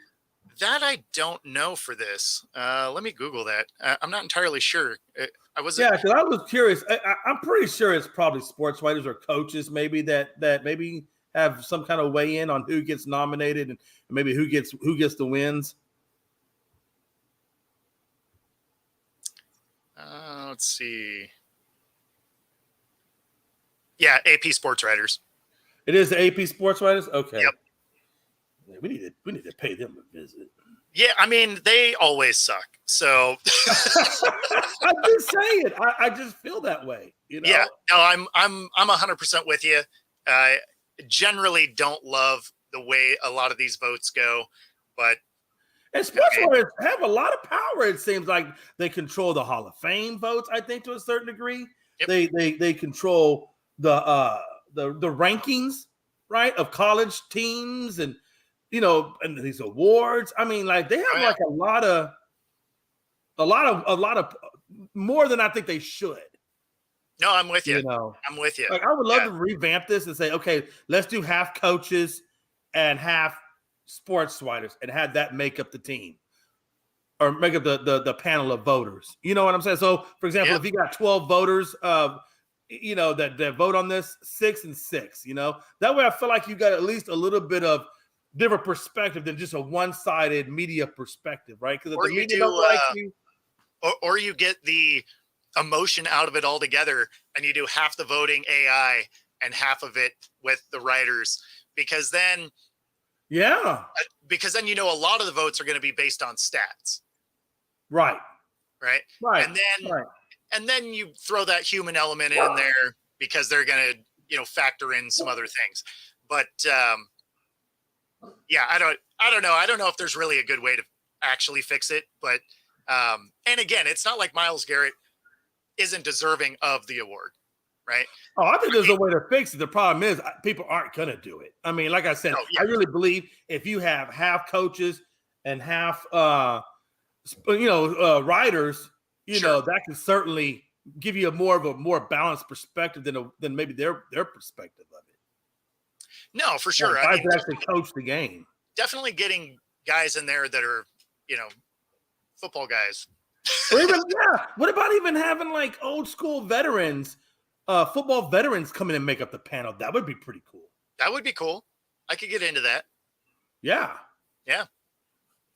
There's a way they could fix it. I just think that they're just happy with the way that it is. Yeah, I mean, I feel like they don't think it's broken enough to worry about it, and they're probably right. Like nobody seems to really care. So. No, and I get it. I mean, but I do like to see the people that actually, legitimately, I think should earn that, and they don't. But then again, I know that's my perspective, so it is what it is. No. I get it because again, I would have picked T.J. Watt for that award, and I don't even like the Steelers, but I do like what T.J. Watt is doing out there, and he is impressive with it. I mean, it's especially crazy when you figure that defense really runs through him because when he was on the field, their defense didn't play. I'm really hoping, and I do think it's going to happen that Micah Parsons, as he continues to develop his game, will be where TJ Watt is, because I think Mike is on a good track for that. As long as he can stay healthy and not get hurt, I really think he's on track for that. No, I agree with you there. Absolutely. Hopefully, but I got to imagine at some point, is Jerry going to pay him? At some point, when he gets off this rookie contract, that's what scares me because I think Jerry's going to, you want XYZ? Well, I don't typically pay XYZ to linebackers, so we're going to have, if he does that, and that's another thing I hate about Jerry. Jerry, pay these damn people. You got money? Damn, pay these people. Pay the right people. Don't pay the wrong people. He only pays splash players. That's what he pays. I know. That's what he has. It's the shiny object out there, not the workhorses. And unfortunate that is exactly true though. Yeah. So what did you think about Flacco winning comeback player of the year? I was happy about that. Yeah. No offense to DeMar Hamlin. Hey, DeMar, man, we all understand your situation, and I don't want to come off as being insensitive to what he had to overcome. Sure. But he didn't play a lot. Yeah, I mean, if you want to give him man of the year or, something like that, I don't know. Some of the way to honor him, that's perfect, and I'd be all about it. But when we're talking about comeback player of the year, that means you got on that field, you did something spectacular that people had basically given up on you, and you're out there doing it. And that was Flacco, all the way Flacco. So you think what he did was spectacular? Yeah, I mean, consider it. I mean, I don't. What's his age again? Is he 38? Yeah, something like that. But Okay, I so mean, you're a 38-year-old man. You so he probably played got, six games. He played six yeah, games, right? right. And a 14-9 touchdown to interception ratio. So that's not great. It's not great, okay, but then I mean, you can also say that for some of the pros out there that played on a day in and day out basis. Let's put it this way: Mahomes didn't have that great numbers, did he? But yet we still praise the hell out of Mahomes. I'm just trying to say the man hasn't played football at a competitive level, and God knows how long. He's probably sitting on the couch, it was eating it was last biscuits. year. It was last year because he played with the Jets. No. He So sat on the honestly, bench. so He that's sat on the damn bench. He went out there playing. You know that. That's what he came back from. Actually, was playing with the Jets. That was his comeback story. He's Well, like, and even that in and of itself is a valid reason. Yeah, no, exactly. I mean, that's probably why Geno got it, right? He was drafted by the Jets. Yeah, you survived the Jets and you came back. But I mean, the guy, he did well. It's not his fault the team didn't go all the way. Okay. Well, he did okay, right? Like his QBR was a 90, so it's not like it was awesome, right? Like it's okay. Right. He did average 320 yards a game, though. So I mean that's solid. Remember, this is comeback player of the year, not oh my God, he's top 5. Oh, he's definitely not that. No, definitely not. You know what that. I'm saying? I mean, this dude literally rose up from the dead and didn't stink it up too bad. I mean, he did okay. He did well. He kept them in contention. Let's put it. Yeah, see, and that's where I'm like, I don't know. I always have a hard time with this. I mean, who are the other ones? DeMar Hamlin. Okay, he didn't do nothing. But no, I know it was, and that's the thing is he didn't come back and actually play, right? Like he had such limited game time, which is why I figured he probably, if he didn't win, it's because of that, right? Right. And yeah, the other ones that were available, Flacco was the best one. So I mean, it's not. That's what I'm saying. He's the best out of what you had. I know, but again, they're going to award the award. I get it, but when you're looking at it, you're just like, like. Hey, Flacco, you don't got to take this from a semi-pro guy, okay? You don't got to take this. I'm going to defend you. I don't feel like he's worried about my opinion at all. Listen, that man's over there probably right now, counting his Benjamins in his bank account. He don't care. All things being equal, I did play pro arena ball. I know. Bo's so mad. He gets so mad. He's so butthurt. You know what, though, Bo? He does have a Super Bowl ring. He does. And he have actually a ring. wears it on the hand and not on the little necklace tucked into his shirt. So, hey, as much crap as we give Flacco, that dude's over there like, you know what, man, this ring looks really nice. He's got a ring. This ring looks pretty damn nice. And that being said, that playoff run, he balled out. Yeah. So, like, he played incredibly well on that playoff run. So, yeah. But, and I mean, realistically, 320 yards a game isn't bad.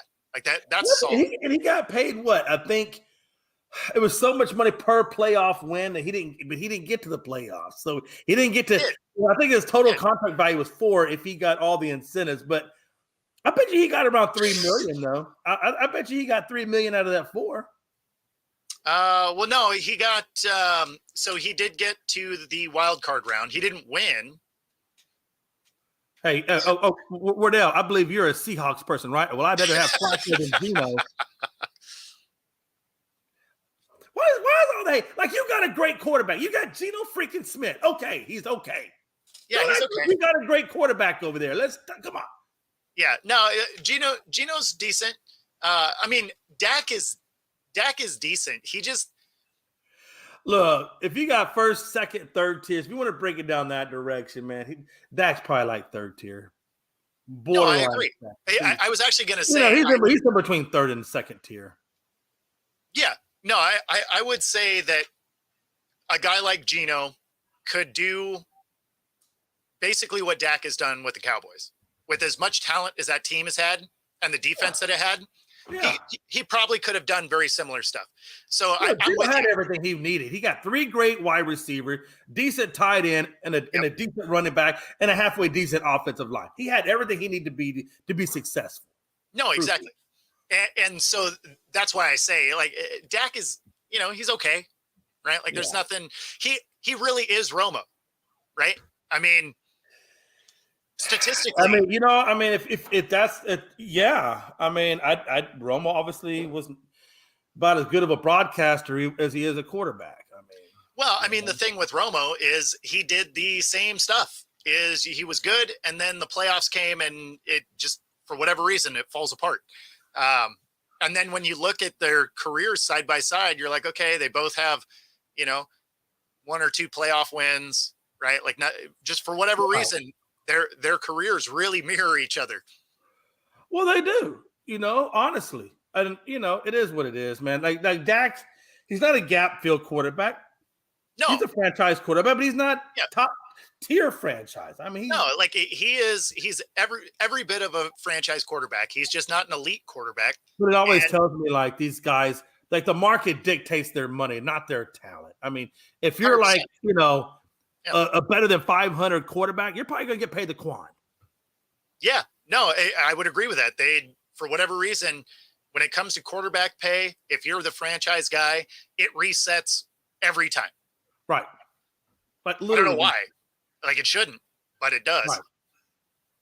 I mean, if you think about it, I mean, like Lamar Jackson, his contract's better than Patrick Mahomes. I mean, I understand Patrick Mahomes got, because Patrick Mahomes on a 10-year, $500 million, I think is what he got. But yeah, I think they actually restructured that.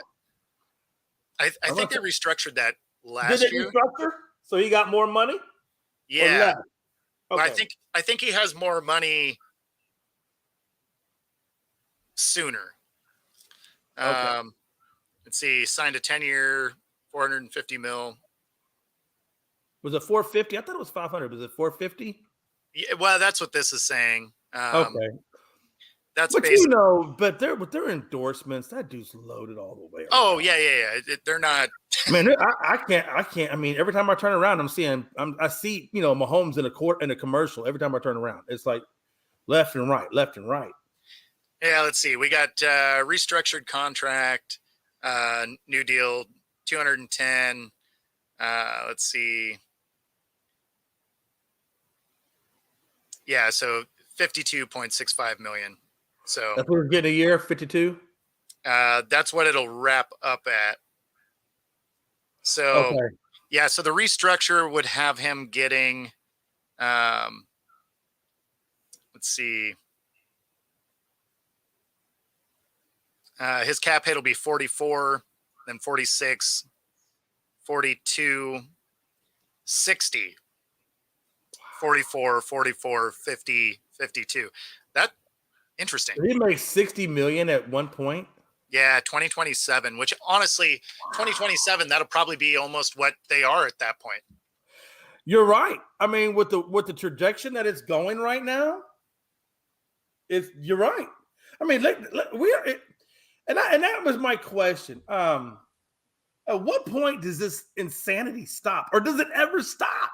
I mean, are we going to start seeing $1 billion contracts when our kids are our age? Will these guys be making $1 billion contracts instead of hundreds of millions? Now we're talking 20s and 30 billions and stuff. I mean, the way that you are seeing it happen in baseball, you're getting close.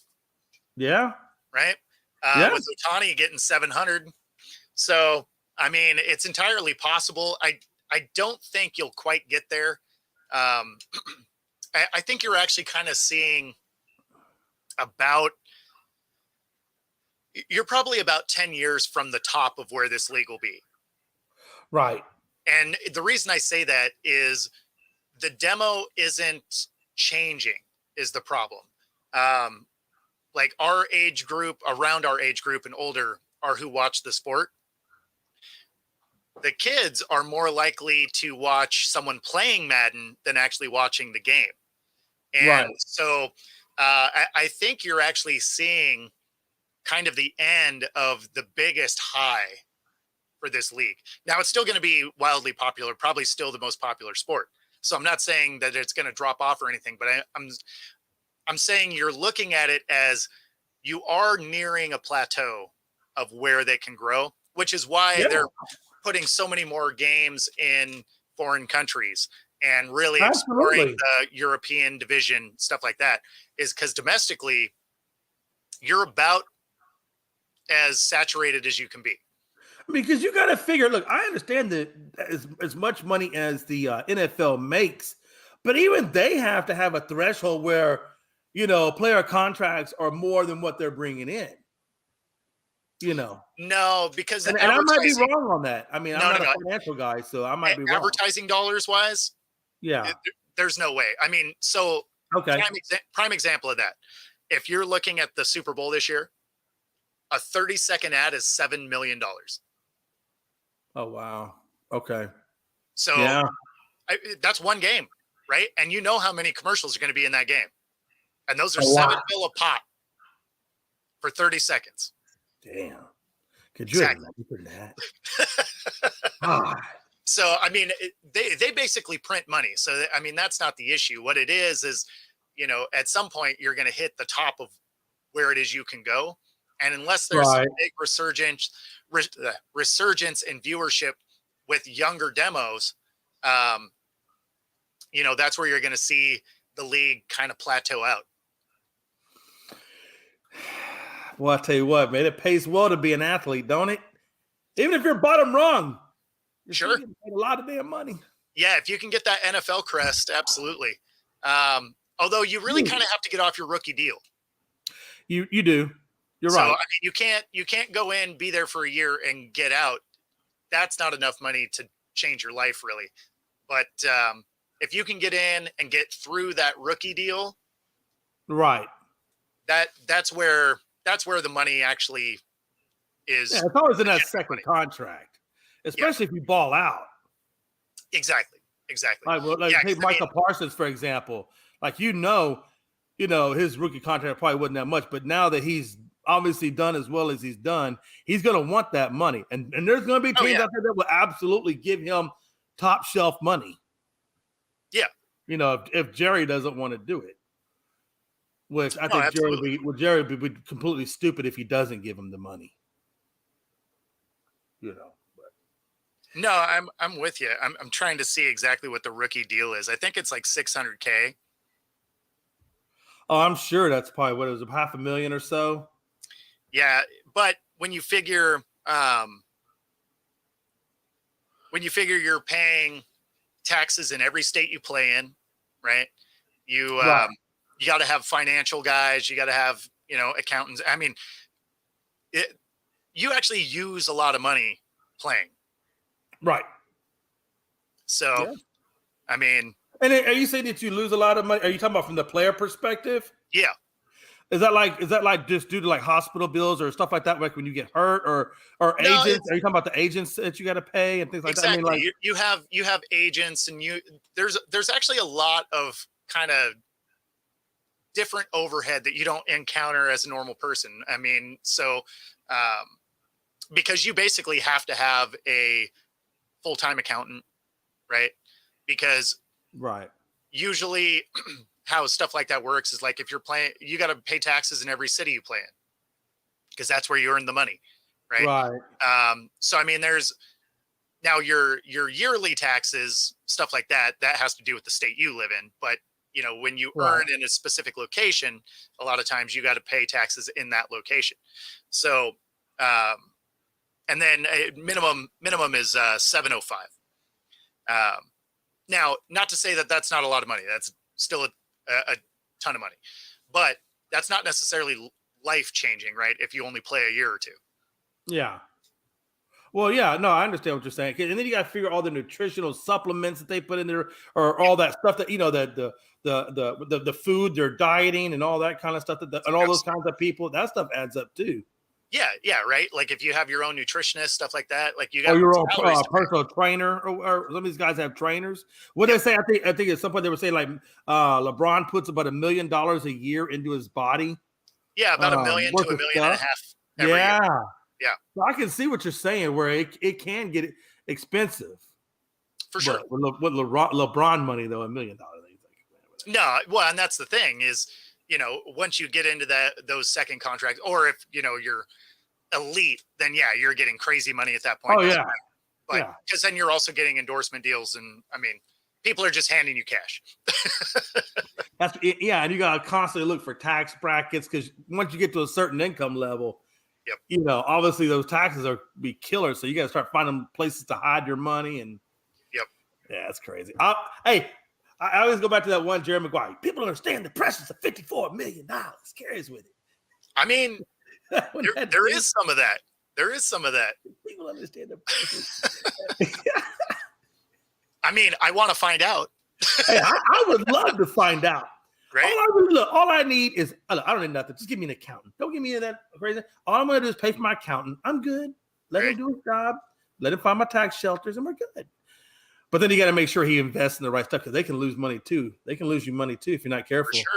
For sure. It's the thing about the stock market, boy. It can be volatile. Well, it's funny. I always laugh because, people will always throw that the old adage, money can't buy happiness. It also can't? Being broke. Yeah.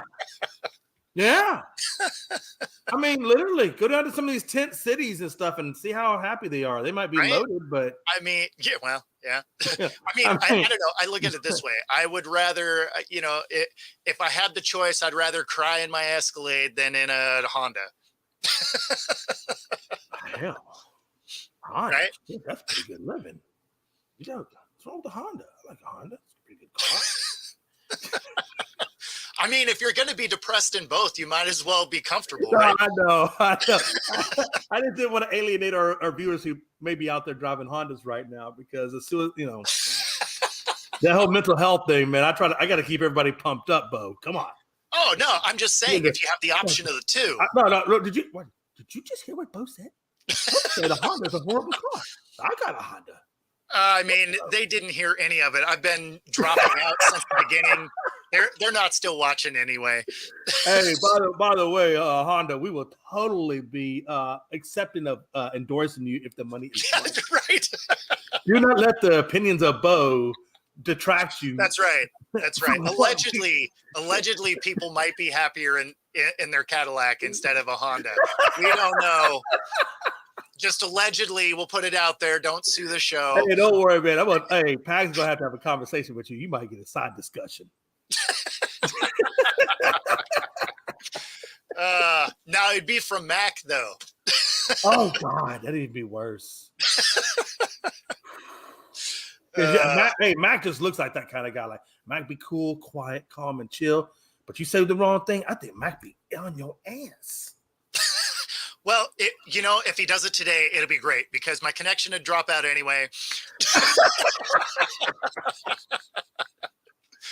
Mac said, if I told your ass once, Bo, I done told you twice. Now lean over the bed. It's gonna hurt. It's gonna hurt me worse than it's gonna hurt you. Except he'd be yelling and it'd just be a buffering wheel. I wouldn't even be there. At that point, I'd be making a sandwich. I would have gave up. Oh, sweet Jesus. Sweet Jesus. Oh, man. What do you think about this NBA trade? I know we only got a few minutes left, but I wanted to get your thoughts. What team do you think, Bo? What team do you think did the best? I don't think anybody really moved the needle this time. I don't think so either. Like some guys moved around, but I don't think anybody got noticeably better. Yeah. Like I think everything was more or less, hey, let's get some stuff. Let's get some stuff off of. Let's get some stuff off the roster. That's it. Right. I saw a lot of Buddy Hield type of contracts out there. Yeah, that was all about moving pieces to get rid of money or this, that, or the other. Yeah, I mean that's really all it looked like because nobody got better, right? No. Like you look at a couple of them and you're like, okay, like maybe they'll be better. Yeah. But that's as far as I got. Did you see the new Kobe Bryant statue got rolled out? That was pretty dope. Yeah, it was pretty cool. I liked it. I thought and I don't know who designed it, but I thought they did a hell of a good job with that, man. I think if Kobe was here, he would be beside himself with it. I really did. No, it was good. And then it sounded like it was a process that maybe he knew about before he passed away anyway. So, I'm sure there had to have been something talked about, right? You would think, I would think anyway. You would think so, yeah. So, and then they went with the number 8 on it. So, Yeah, and I'm glad that they did that. I wasn't sure what they were going to do, but I'm glad they went with number 8. Yeah, I was That's curious. just who he's always been. The 42 or whatever, 24. I mean, that kind of came towards the end of his career, so I didn't really. You know, I mean, he was Kobe with that 8. halfway. It was like halfway through. Was it halfway? Okay, I'll give you that. Yeah, I mean, he played with 24 a long time. I mean, they had like what 3 statues? It wasn't just one. Didn't they do like 3 statues? No, they had different poses that were options. Okay. And so this was the pose. It sounds like maybe he had selected. Okay. So it sounds like maybe he was selected it. Then that just tells you right there that there had to have been discussions. No, exactly. At least that's the way it sounded from what Vanessa Bryant, I think is her. Okay. Yeah, Vanessa. That's his wife. Yeah. Yeah. So when she was up presenting, it sounded like it was the one that he selected. So that definitely tells you he had to select. I bet he selected the number 8 then as well instead of the other number. That'd be my guess. Yeah. Well, either way, man. I mean, they definitely did a great job honoring him, and wow, it was nice. Yeah. No, it was pretty cool.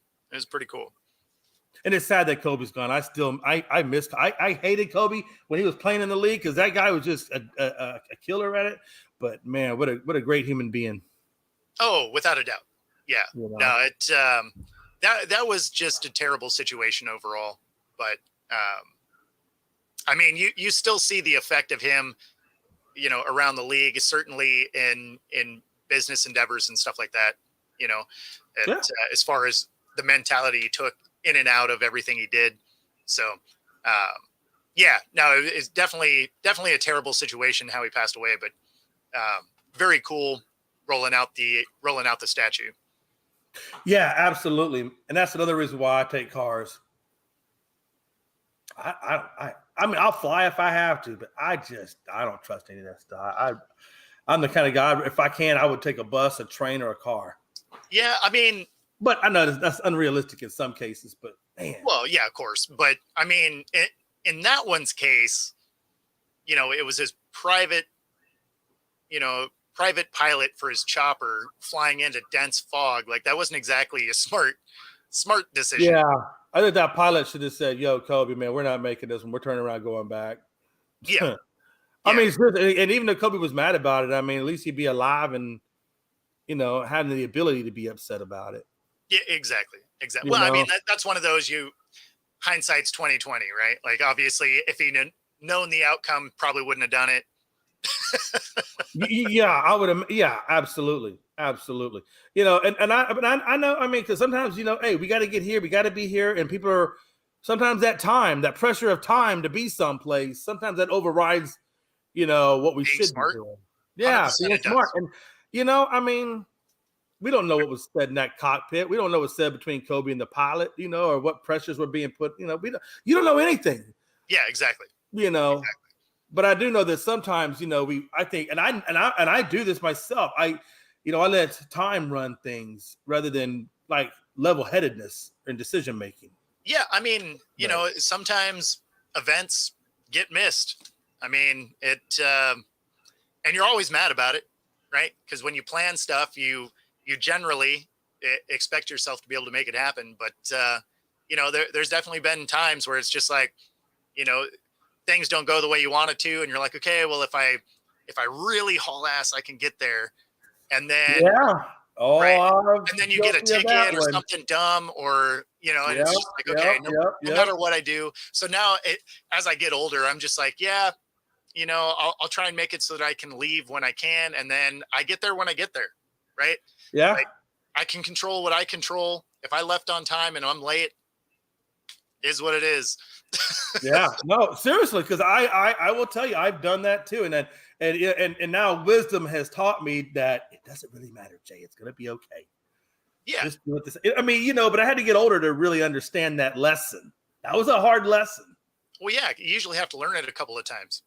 Oh God, man, you don't know how many the stove is hot conversations I've had. Yeah, no doubt. You know what I'm saying? Yep. All right. Oh man. I'm excited about Super Bowl this weekend, actually. As it gets closer, I'm kind of excited, a little sad to see the end of the season, but I'm curious to see how well I do on that sheet that we did the other day. Yeah, man, I'm gonna be curious to see how close I come. Yeah, there was a few of them that I took the long shot, so we'll see. Yeah, there was definitely a few. Let's just hope we do better than Pags. Nobody wants that guy to win. Nobody wants that guy to win. I didn't think about it from that end. There's a couple of them I probably should have picked differently. Because hey, once he wins, man, it's gonna be. We might as well just do a show just called Pags. Not even coast to coast. It's just Pags. Welcome to Pags. We all got shirts on that says Pags. Pretty much. Good stuff, man. Well, right on. That brings us to the end, man. Enjoy your weekend. Enjoy the games. You doing anything fun for them? No, I'm gonna sit right here at the house and chill, eat some food. Typical, sports food. Probably some wings. I'm probably gonna eat wings. To be honest with you, I'm gonna have me a nice thing of wings, and we're gonna call it good, man. I'm pretty sure you're gonna be at Buffalo Wild Wings. There's a shameless plug. No, I'm not. I'm going to my buddy Neil's house. But he basically has a theater downstairs, right? So he has a full-on movie screen down there. Oh, damn. And some stadium seating and pool table and stuff. So it's a good place to watch a game. Oh, hell yeah. And the liquor's cheaper. And I probably won't go to wings. I might pick up some wings and bring them with us. Yeah, don't show up empty-handed. That's a terrible guess. You better show up with something. Oh, we'll definitely show up with something. But I haven't decided what, I know we're going to bring a dessert item, but, he actually runs a barbecue business. So, nice. Yeah. So we're probably going to have some smoked meats and stuff there. So, I mean, hell yeah. So it'll probably be maybe I'll grab some wings to complement that. I don't know. We'll see. He better give you some beef. If he pulls out that pulled pork crap, you just tell him. Oh no, we'll do a brisket or something, I'm sure. That's the one thing about down in the east, the southeast side, man. They all do that pulled pork mess. I never really got into the pulled pork, but whatever. Yeah, it depends on how you season it. It can be pulled pork. But it has so much fat in it. You ever seen how much fat is in pulled pork? Oh yeah, a lot of fat. Yeah, they're like brisket though, because the brisket doesn't have all the fat. Well, you trim it. If you when you buy a brisket, it does have some pretty thick fat layers, but you kind of thinly, because I smoke it a lot too. You kind of trim that off. You actually still leave a little bit of a layer because that'll cook off during the process. Right. Yeah, you don't want it to be dry. You want to keep a little bit on there. You'll render it off when you cook. And you got to be patient, right? It's that's a 14-hour cook. Yeah, that's on the low end because you got marinade time, and then if you got smoke time, I mean. Oh, I just mean actually just in the smoker. Oh yeah. No, it's you're not eating it that same day. No, definitely not. Well, all right, man. Right on. Well, enjoy the rest of your weekend. I'll be good. Missed the button. Man, it's just been a day.